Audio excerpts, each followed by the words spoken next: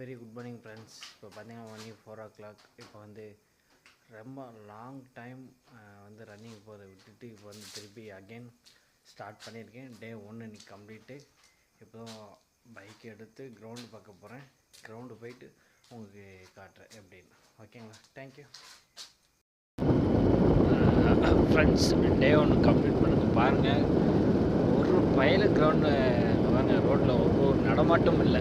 மணி 4 மணி ஆகுது, ஒரு நடமாட்டம் இல்லை. பார்த்தீங்களா எப்படி எல்லாமே சோன்னு கிடக்கு. பாருங்கள் எப்படி கிடக்கு பார்த்தீங்களா. பனி வெளுத்து வாங்குது ஃப்ரெண்ட்ஸ். ஸோ இப்போலாம் பனி வெளுத்து வாங்கிட்டு.